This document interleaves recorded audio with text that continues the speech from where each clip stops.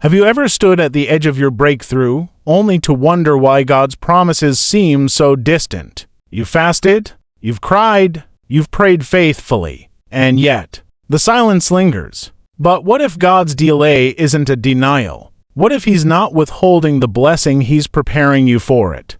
C.S. Lewis once said, "God gives us not what we think we want, but what He knows we truly need." Before God pours out His abundance, He first shapes us to carry the weight of His glory. You're not just being delayed, you're being developed. And how does He do this? Through 3 divine tests. Tests not meant to break you, but to refine you just like fire purifies gold. If you're feeling stretched, weary, or confused, you may already be walking through these spiritual exams. So, what are they? And how do you pass? Stay with me. Because once you understand these divine tests, you'll realize God's not far. He's nearer than ever. Test number 1, the test of faith. Faith is not about having all the answers. It's about trusting God even when nothing makes sense. In the wilderness, the Israelites faced hunger, thirst, and exhaustion. But instead of trusting God, they grumbled. They doubted. Some even wished they died in Egypt.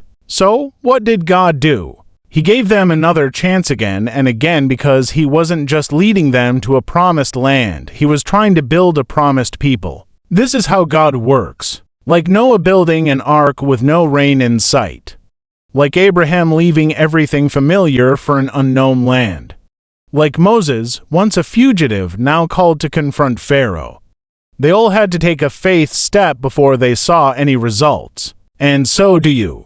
God may ask you to do something that feels unreasonable, something risky, something that stretches your comfort zone. He may even allow unexpected storms, a diagnosis, a layoff, a betrayal, not to destroy you, but to ask, will you still trust me?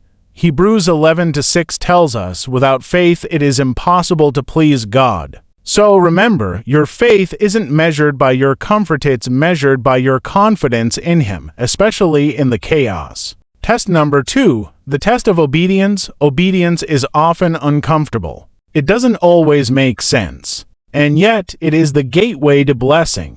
When God instructed Abraham to sacrifice Isaac, He didn't delay. Early the next morning, that's how the Bible describes His response. No debates, no detours, just obedience. That's what God is looking for. Immediate, heartfelt, unhesitating surrender.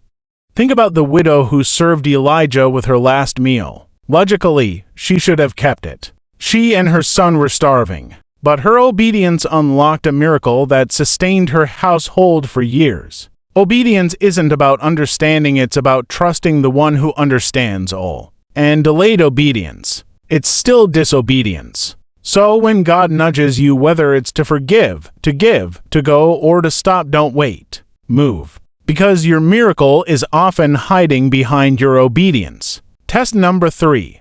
The test of patience. God's timing is rarely our timing, but it's always perfect. Will you wait well? Sometimes God plants a seed in your life and then goes silent. Not because He's forgotten, but because He's cultivating something deep. You wouldn't eat an unripe fruit, right? In the same way, rushing God's process can spoil the very blessing He wants to give. Waiting is not wasted time, it's holy preparation. Psalm 66:10-12 says, "You tested us, O God, you refined us like silver. We went through fire and water, but you brought us to a place of abundance. Your patience shows your trust. Your endurance shows your maturity. And when you wait with faith, you're not standing still, you're standing strong." How to pass these tests. So, what do you do when life feels like one long exam? 1. Stay anchored in prayer.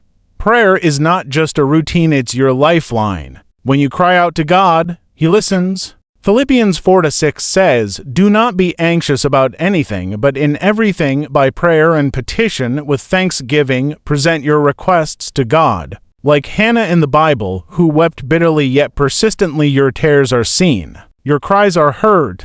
2. Flee sin. Pursue holiness. Sin will always sabotage your spiritual growth. Let go of bitterness, pride, lust, dishonesty, whatever keeps you from God. Like Joseph fleeing from Potiphar's wife, run from temptation. Don't toy with it. Don't negotiate. Flee. Keep your heart pure and your motives clean. Surround yourself with people who build your faith and feed your spirit. 3. Grow daily in God's Word. Let the Bible be your compass. Let worship be your posture. The more you feed your spirit, the stronger you become against every test.